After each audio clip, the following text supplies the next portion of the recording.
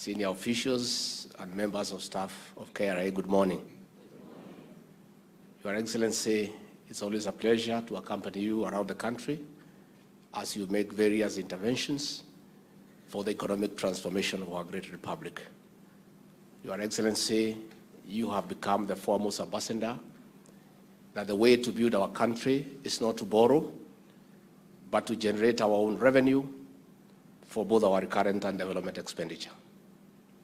Your Excellency, on behalf of all those who work under you, I want to encourage you that you are on the right trajectory. The way to build a country, the way to transform a country's economy is to harness our own resources. I know many people are uncomfortable that you have made a policy shift from borrowing money from external sources and internally to creating our own revenue base to fund and finance our expenditure. Your Excellency, you are under pressure across the country to build roads.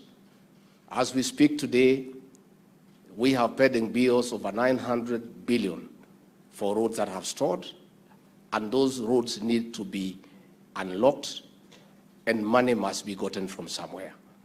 As we speak, we have elderly persons who receive the cash transfer program whose money needs to be collected. And that is why all of us and the people of Kenya must support you, that we must collect taxes, we must seal all the loopholes and ensure that we have a seamless and efficient revenue collection system to fund our both recurrent and development expenditure. So we want to urge our detractors, those who are all over having issues, that there is a deliberate effort to make tax collection efficient and to collect taxes due, to give us an alternative model on how to deal with our budgetary requirements as a country. Because short of collecting revenue, the other only available avenue is to borrow money.